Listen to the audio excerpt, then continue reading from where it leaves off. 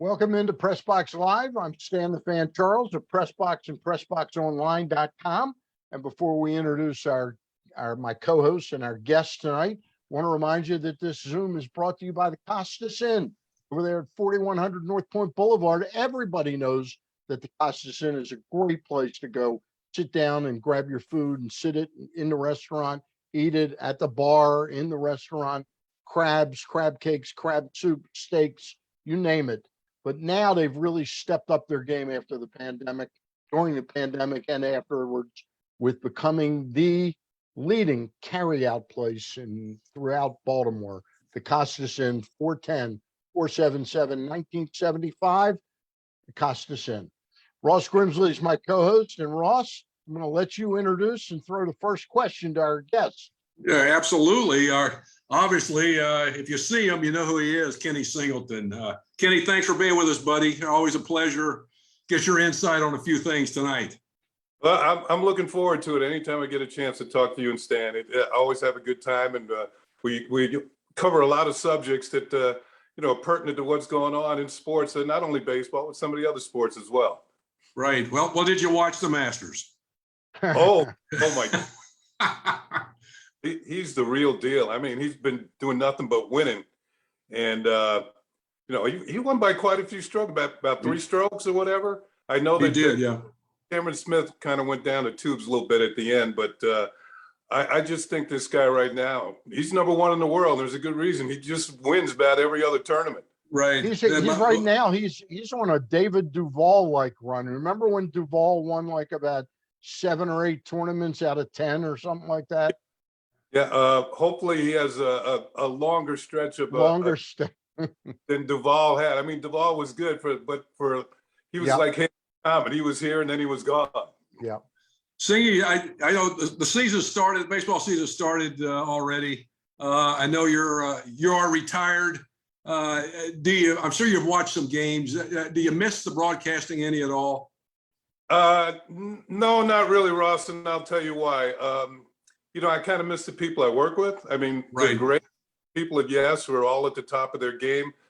But in that regard, I do miss the job, but I don't miss the preparation and the fact that I'm kind of relying on a schedule as to where I can be and what I can do. I like it now. I wake up in the morning, I can do what I want to do. I've come down there and driven down to Bradenton to see you a number of times this year. Right. Of course, so that wouldn't be the case, last year or the year before, because I'd be over at Legends Field or Steinbrenner Field doing Yankee games. And I said, I can't play today, whatever. Right. But that's the case now. Yeah, well, you get a chance to see the kids too, and up in New Jersey, and they're obviously doing pretty well. And you get a chance to see. Tell us a little bit about the ball player. Oh, Jackson. Well, yeah.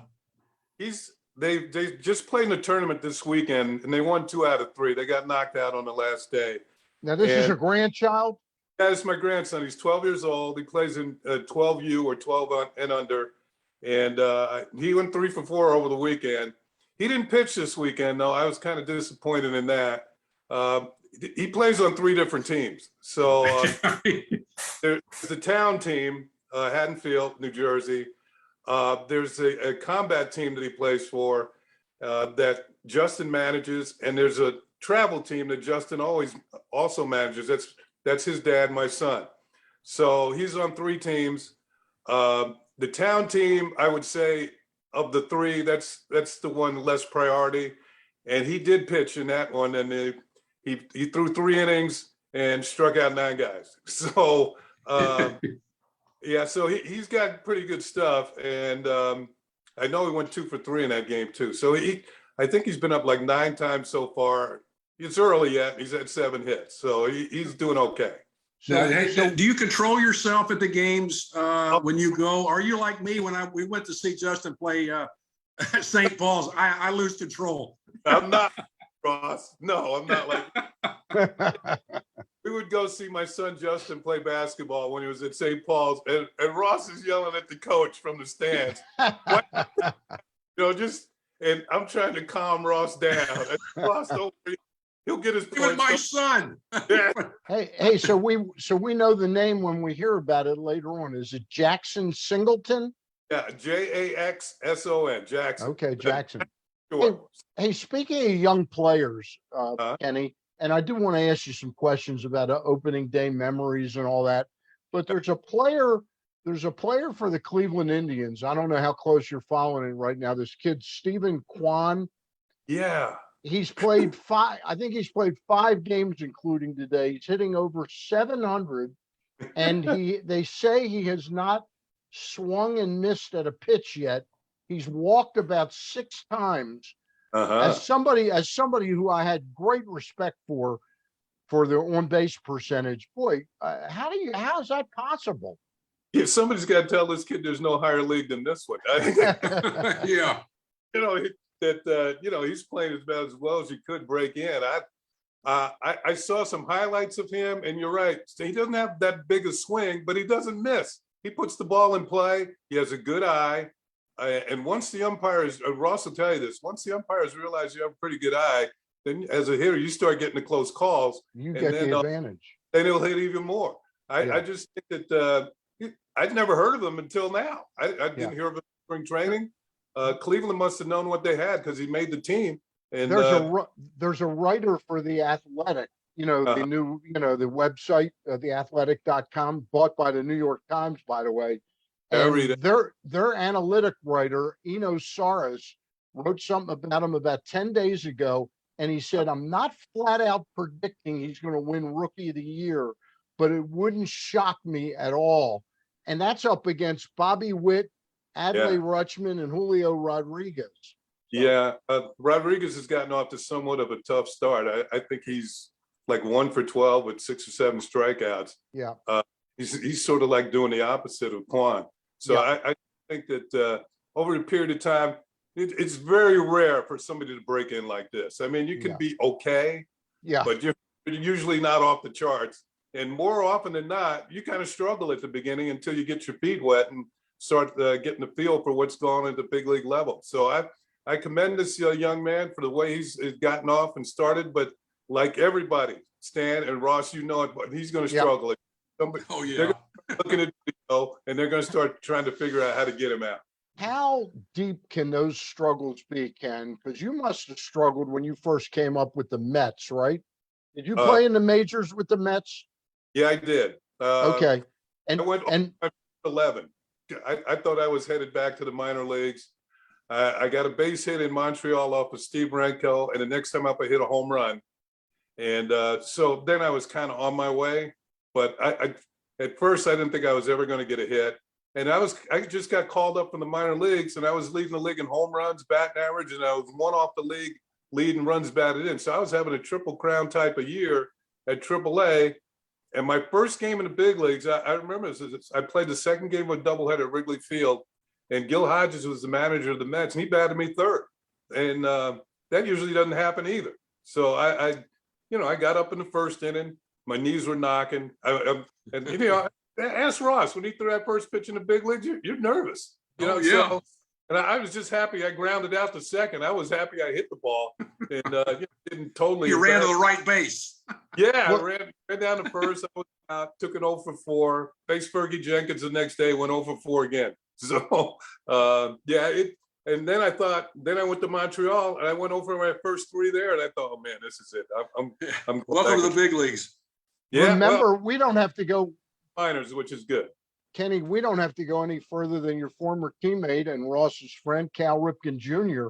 I remember when I was producing the Rex Barney show in the Hit and Run Club in 1982, Cal came in. It was the day before he got beaned by Mike Moore, and he practically was in tears on that show, asking the fans to stick with him. He was hitting about $177, and he got beaned by Mike Moore. And then when he came back after that beaning, a couple days later, the rest is history. Won Rookie of the Year that year. Yeah, well, his tough start didn't keep him out of the Hall of Fame, did it? Yeah, no. He got it. There's a lot of guys. There's a lot of guys that get off to, Richie Dower. What about him getting off to a tough, 0 for what, 32 or something, maybe more than that. I'm Earl didn't put him back in the closet somewhere. Really, really, and even Eddie struggled some at the beginning. Yeah, Eddie did too, but you could see that he wasn't fazed by it. He Right. stayed with it. In fact, he was Rookie of the Year that year. Yeah. And he hit more home runs than I did that year. So I could see that, that a few years later, I had a writer come up to me in spring training, and this concerns Eddie. And he said, Eddie was on his way to the Hall of Fame. And the writer said to me, the kid just passed you in salary. And I said, oh, really? I said, well, I'm just happy I'm playing with somebody who's going to the Hall of Fame. And it's not what the writer wanted to hear. He thought I was, and he just walked away. He didn't write anything. So right. He wanted the dirt that you were ticked off that Eddie was making more. Off that Eddie was making more money. He should have been. Did you have anything? Yeah, really. He was. He's practically in the Hall of Fame already. Kenny, the Yankees this year. Were you surprised that they were as public as they were with the contract extension talks with Judge, given the fact that they didn't get it done? Yeah, Stan, that kind of surprised me all along when they just detailed what they had offered Judge. Right. I don't know if that's going to give Judge any incentive to get out there and play even better. He's been a great player. I know he's had some injuries, but when he's been on the field, he's one of the best outfielders in baseball. I mean, for a big guy, he can play his position. He's got a great arm. He's a good base runner. Every once in a while, the Yankees aren't into stealing bases, but he can do it. But his main thing is he can hit, and he can hit with power. I just think that he's going to play it out. And once you get all 30 teams involved, which we all know it's not going to be all 30, but there's going to be the top 5 or so teams, including the Yankees. If he has a good year, he's betting on himself, Stan, that he should get Mike Trout's type of money. And Ross, I don't know how you feel about this, but I have a feeling that the Players Association is in on this too. That the higher salaries raise everybody's salary. Right. Right. I think that they said, well, look, you're in New York. You're the most marketable guy on the team. They have a section out in right field that's named after you. You should get top drawer money. The contract they offered him, I would have taken it in a heartbeat. The fact is that I guess he didn't feel it was enough. His agent didn't feel it was enough. And now he's going to play that. I hope he has a good year and he puts the pressure on the Yankees to sign him. I mean, the Yankees are worth $6.5 billion. Their network's worth about the same. So they got the money to do it. They're just going hardball. And I think it's sort of like repercussions from the lockout. That all of a sudden, that certain teams are going to be tougher on their players. I know that Jeter and Cashman during Jeter's time with the Yankees had some, not so friendly negotiations going on. And Jeter decided to play it year by year. And each year he had a great year and his arbitration number went up and up and up. And he very rarely got a long-term deal, but he finally did. And I think that's maybe how this is Judge's last year of arbitration. Yep. So I think he's either going to make, I think the number was 17 million or 21 million this year, and then go from there as a free agent. Real quick before I turn you back to Ross for a couple. Conversely, the Cleveland Indians have a player in Jose Ramirez who it almost looks like he acknowledges, I want to stay in Cleveland, and I know we don't have the resources of the Dodgers or the Red Sox, but I want to be here. I'm going to cut you a break. And they've turned around and passed on some of that money to Emmanuel Class and Miles Straw. They signed those guys to extensions. Yeah, that's true. But I think you and Ross would agree that the Guardians don't have the resources that the Yankees have to pay their players. Yep. I'm happy if Ramirez is happy in Cleveland, take the deal. Yep. Obviously, he likes it there. He likes playing for Francona. I don't think they have a team that's going to win the division. I know that he is in the top 5 in WAR in players in baseball the last 4 or 5 years. He's very productive. He's a good defender. He runs the bases well. I just think he's one of the better players. Every once in a while I hear the Cleveland's talking about trading him, and I'm hoping that the Yankees get him, but they've signed him to this deal, which in a way makes him easier to trade. But I think he does have there's a full no trade clause in it. Yeah, obviously he likes it there. Maybe his family's happy there. Who knows? Maybe he even has relatives there. So the fact is that he's going to be in Cleveland. I mean, if I think of when George Steinbrenner was running the Yankees, he would have liked to have an all-star at every position, and he didn't care what it cost. He was sort of like ostracized by the rest of the owners because if they couldn't keep up with him, he didn't care. He didn't care. Yeah, spend some money. You want your top players? He knew that if he would spend the money, he would make more. And the Yankees aren't quite run like that anymore. Ross, go ahead. I don't think any teams run like that too much anymore. Yeah. See, I know you guys, Therese and Steve Rogers went to Montreal. Was that, are they still pushing to get a team up there? Yeah, Ross, they are. I would say this. It was a good turnout. There were a lot of people. They had a dinner that benefited the Children's Hospital, and it was sold out in this big hall. Right. They had a signing. I must have signed 500 or 600 articles, just pieces of memorabilia, maybe more than that. And it was nonstop, person after person coming up, taking pictures. Unfortunately, I got sick with COVID when I came back. You and Steve Rogers, right? It was mild. I felt uncomfortable in the situation there. There were just too many people in a combined space. And I had a feeling that somebody was going to become ill. Unfortunately, it was me and Steve Rogers. But the symptoms were mild. After 5 days of isolation, I'm good. I'm back out on the golf. So I'm happy. But I just felt uncomfortable there, knowing that it's not like Florida. I mean, these people have been inside all winter long. And the day we left, it was 11 degrees. So I couldn't wait to get back to Florida.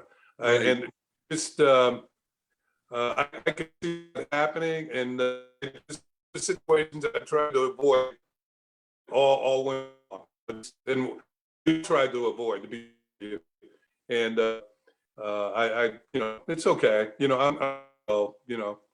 Yeah. You got a chance to talk to Steve. I know Steve's been with the Players Association for many years and been involved in several negotiations. Was he able to share anything with you about the new negotiations, or how they think they came out on that? Yeah, well, I think he felt that the players did better this time than they did the last time, and that's why there were so many contentious issues this time. I don't think the players got everything that they want, but even back in the day when Marvin was around, we didn't get everything we wanted. Right. Maybe we almost did because he was so good. Of course, I'm speaking of Marvin Miller, who was the Players Association leader back when Ross and I were playing. And of course, Stan, you remember him. He's in the game now, and rightly so. Man, he's a part of history of baseball. But I just think that back in the day, all the tough stuff that we needed to get done, like free agency and pension benefits, and all that had been ironed out years ago. Now it's basically just about the money. Because there's so much money in the game. Just every team is cleaning up. And I think the players wanted more of the pie. And I think they got more. They got some, but there's a lot more out there. Right, and, right. I mean, these TV contracts nowadays are worth billions of dollars. Now there's streaming games on Apple TV and other places as well. That is going to be more money for the owners. And I just think the players want their fair share of it, or at least what they can get of it. I just think that nowadays, there were no internet sales when we were playing. I mean, those are through the roof. You go to any game and just about everybody has a hat or a shirt or whatever, or a jacket on. That wasn't the case when we were playing because they weren't just available. And those hats and shirts today cost about $35 to $45, If you want a jacket with your team logo Oh, on it's it, or $140 or something. $120.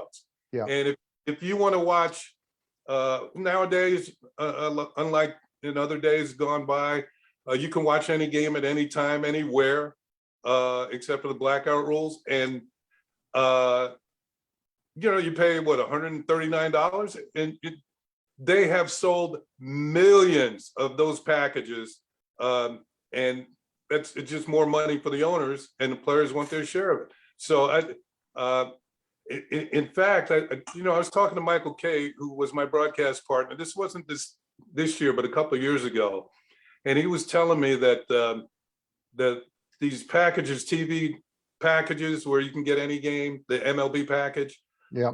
that the owners had sold millions and millions of them, and instead of, they had to pay the taxes on the money. So they said, instead of them paying the taxes, give some money to the players, let them pay the taxes on it. So. So that's how well they're doing with that. I can watch any game anywhere. When I'd go watch my grandson play ball, I'd take my iPad with me, and I could watch the Yankee game while I'm watching his game, just to keep up. So when I got back to doing games, I knew everything firsthand. Of course, I don't have to do that anymore. So I can just concentrate on his game.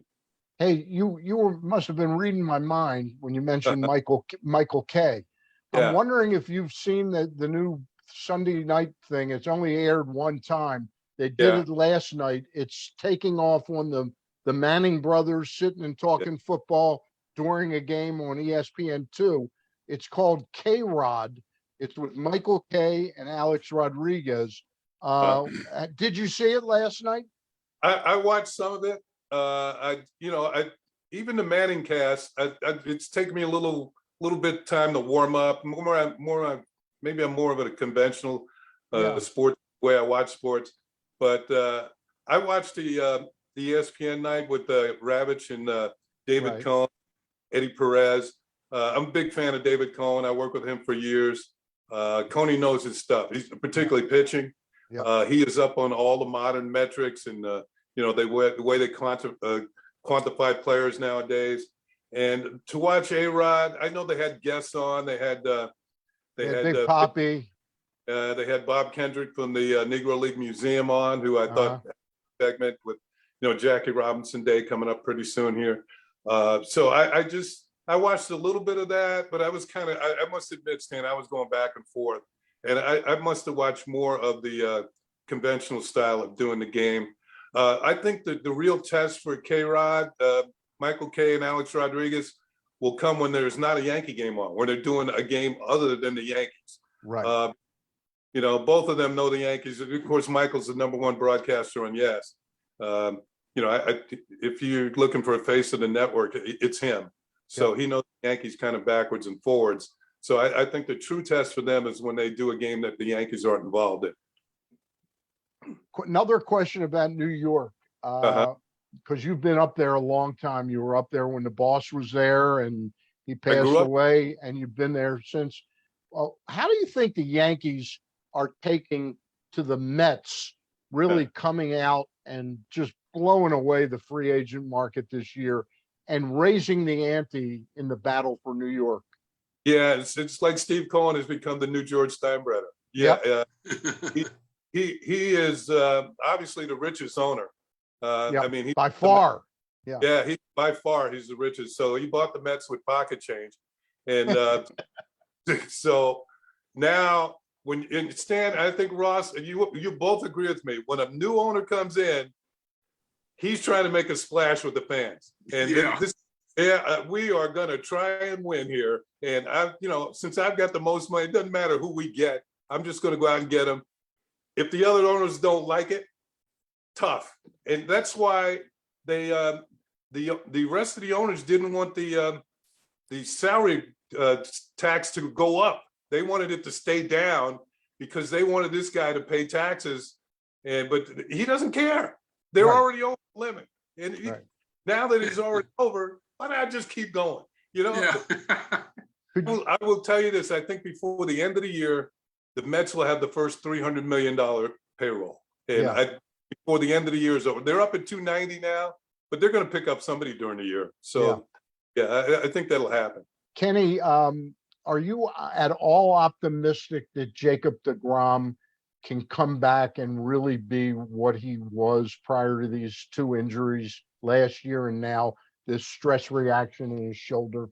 Yeah, you know what, Stan? That's kind of sad. I hope he does come back because Yeah. he's fun to watch unless you're hitting. So I just think he is dominant, not only with his power but with his precision. He hits corners with fastballs up with 100 miles an hour. I hate to see guys get injured, especially guys who are at the top of their game and are big draws for the game of baseball. I mean, here's a guy potentially could start the All-Star game, get the Mets to the postseason. He's going to be your number one starter with Scherzer number two. I just think that he's something that is going to be missed by certainly Mets fans. I mean, they're wondering if he's ever going to be healthy again. Speaking of that, did you see that kid pitching for Cincinnati the other day? I Hunter heard Green. he was Hunter Green. He threw 20 pitches 100 miles an hour, and he got a win in his first big league start. I heard about him. I know when they signed him a few years ago, he was like the number 1 or 2 pick. He was a shortstop, so he must be able to hit a little bit. But now pitchers don't hit anymore. Yeah, he'll have to pinch hit. Yeah, so I want to see more of him, and I think that's why I have the major league package, because I think he pitched 2 days ago. So in 3 more days, I'm gonna watch a Cincinnati game, at least see the start of it, and just so I could see this kid pitch. I just love to watch young guys come in and make a statement like Quan and Green, and all these young guys, like the guys on the Blue Jays. I mean, they got a good team. They're all young. They're going to be tough. From what I understand, the Orioles had a good day today. So it's 30 years ago they won the home opener at Camden Yards. 30 years ago behind Rich Sutcliffe, 2-0, and today, 30 years later, they win 2-0. Oh, okay, that's good. So every 30 years from now, every 30 years we win a game. They'll win opening day. Hey, a thought, and then Ross can ask you a couple, and we'll let you get out of here. A thought on Steve Cohn and Billy Epler's decision, and Sandy Alderson was involved too, in turning the Mets over to somebody that is a well-schooled and knows how to manage a baseball game and to manage the media in New York. I thought it was the best fit possible. I do too. Buck Showalter, we had him in Baltimore. He's been with the Yankees before, so he's familiar with New York. You're not going to put anything over on Buck, that's for sure. I really feel that, and he worked for Yes for a while too. Yeah. I think with Buck, his teams are well prepared. Every single game, they're ready to go into it. Buck knows the opposition. He knows them as well as his own team, almost as well, maybe even better than his own team. So I just think that with Buck at the helm, they're not going to be overwhelmed, so to speak. He's going to know when to light into them. He's going to know when to just back off and let them play. In that regard, I think he's, Earl was more or less light into him every day, but but into somebody. But he got results. And I think Buck will get results. And I think the players, after a while, they realize who's running the show. Yeah. And they get in line and they follow his lead.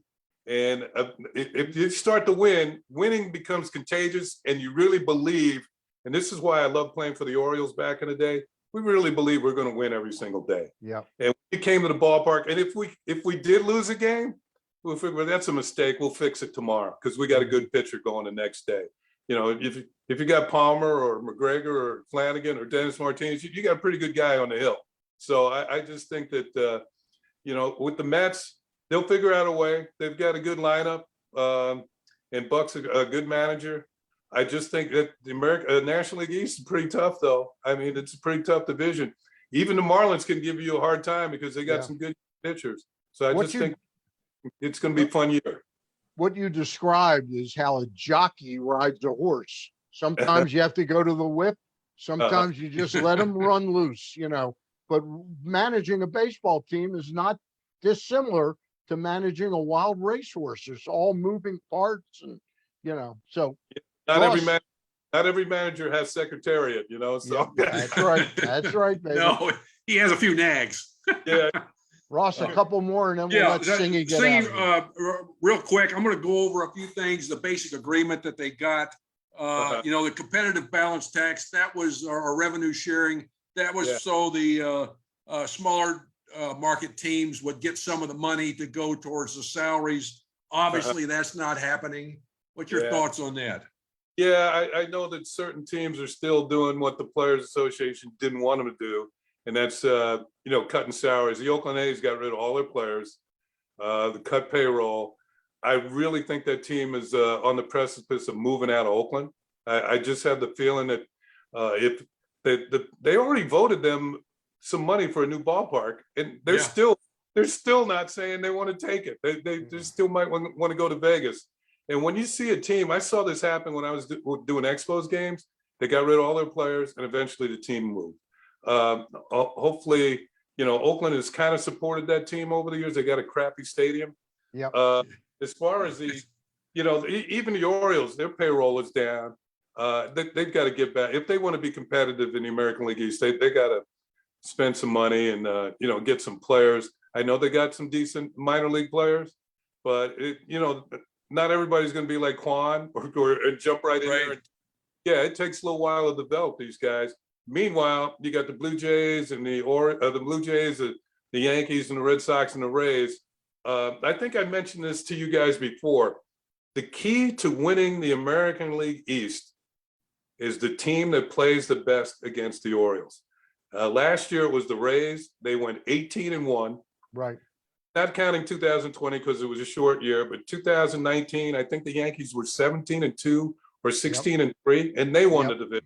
Right. And the year before that, the Red Sox were 16-3 or 15-4 against the Orioles, and they won the division. So and already the Rays are 3-0 against them. So so this is my point. The Orioles can't beat the Rays. I think they've lost 25 out of 26 to them. Something like that. And 15 in a row. So this is how are the teams going to win starting next year when they break the schedule down differently? Yeah, you don't play 18-19 versus the Orioles. I think 12. It's 12. I think it's 12. 13, your own division. And I think that I like this because that means you're going to see some of the great players, some of the other teams, every other ballpark. That's the Dodgers are going to be in Baltimore every other year. I mean, the Dodgers don't come there, the Orioles go to Los Angeles. So I just think that's really good. I'd like to see the Dodgers in Baltimore. I'd like to see the Giants in Baltimore. That's a team I grew up rooting for. And I'm sure that the Orioles maybe want to get away from their own division a little bit. And maybe probably, maybe the other teams in the division want to get away from the division as well. And when you look at the National League East, maybe the Phillies want to get away from the Mets and the Nationals and the other teams in that division who are pretty damn good. So I just think that this is good for baseball. It gives the fans an opportunity to see some of the greatest players in the game in their ballpark every other year. So that's the way I look at it. See, what do you think about the 12 teams in the postseason? I think that's about the max. I think the owners wanted 14. That's almost half the teams. I don't want that. I do think eventually within the next few years, you're going to see expansion. There's going to be 2 more teams. And I'm not sure which cities. I know, as we were talking before, Montreal's making a push. They were talking about building a dome stadium up there. They got the site already. All they need is pay, and they'll put the shovel in the ground, and they can play at Olympic Stadium while they're waiting. Although it's kind of antiquated and not in the right spot. But, it depends on the other city. I just think that that's going to happen because I think, if I'm not mistaken, Stan, it's going to cost $2 billion in entry fee for an expansion. that's one of the reasons I think that Vegas may not get an existing team, because Uh-huh. the owner would have to pay a huge relocation fee to the Yeah. other owners to make up for some of that.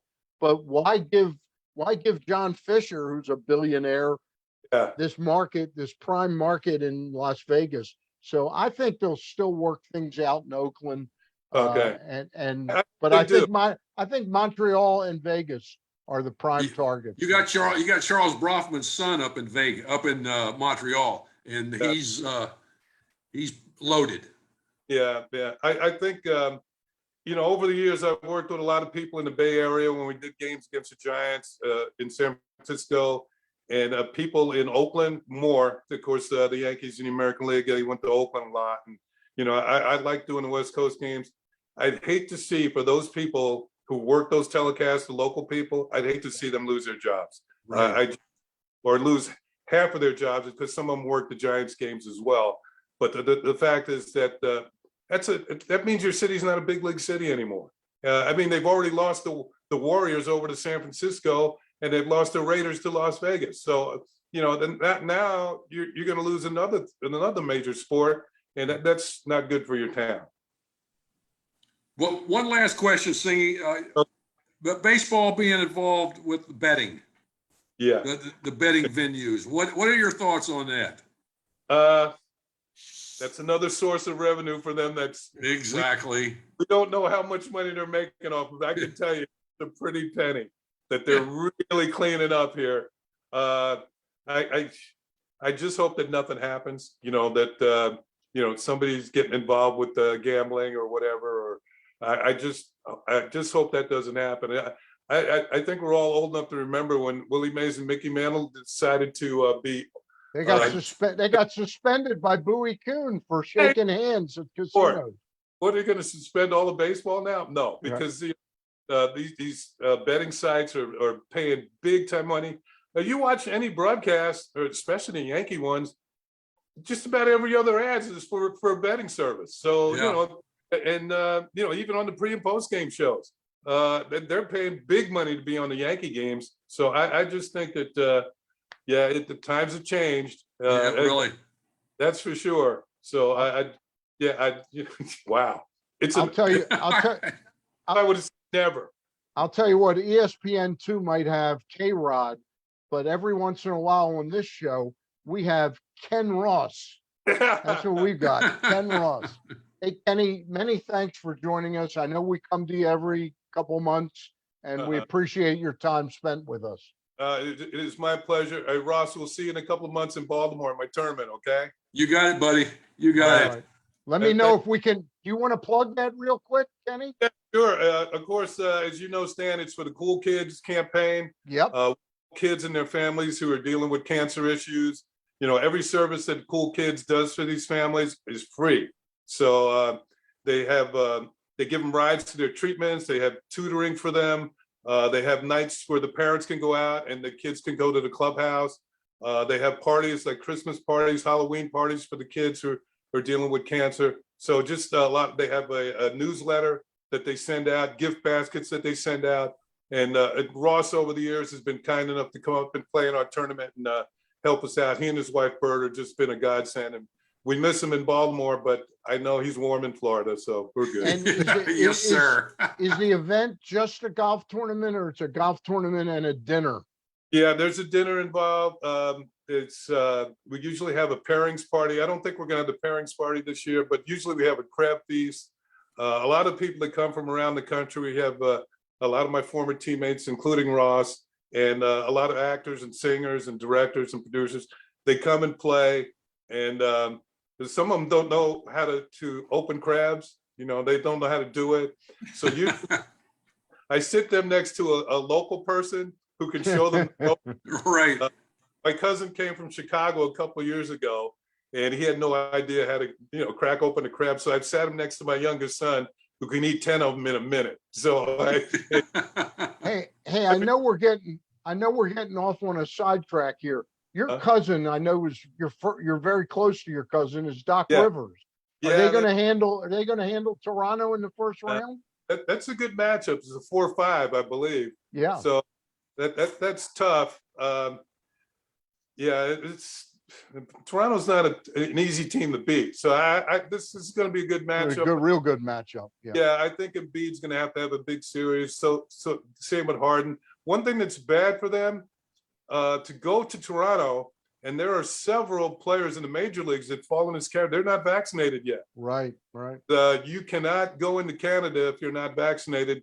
And Maurice Thybulle, one of their better defenders, is not vaccinated. Okay. He Interesting. won't be able to play in Toronto. So this is going to be interesting to see how they cover that. Hey, I will reach out to you off the air and get more details how we can promote the thing for cool kids. Okay, your golf tournament. Okay, You're great. Thank All you. right. Thank you. Want to remind everybody, and Ken, you can duck out if you want, that we've been brought to you by the Costas Inn. The Costas Inn. Everybody in Baltimore, even Ross Grimsley, knows that the Costas Yes, Inn I is one of do. the great places to go and sit down and eat your crabs or your crab cake, your crab soup, steaks, salads, chicken, whatever you want. But during the pandemic, they raised their game. They're now one of the preeminent takeout places in all of Baltimore. Ross could even call the number and come and pick it up he'd drive up from Florida and put it in order. Hey, I've had the crab cakes sent to me. At I've had them send them 410, to you me. can. And they are outstanding. 410-477-1975. Please tell them you heard about it from Stan the Fan and Ross Grimsley. Ross, we'll talk next Monday, 2:00 in the afternoon. We're going to do our thing live, and then it'll be released on PressBoxOnline.com the next day. Our guest is Steve Johnson, who's doing a really good job with his optimal baseball training for young players. All right. Thanks again. Give my love to Bird. All right, buddy. Take Talk care, to you Stan. soon. Bye. All righty.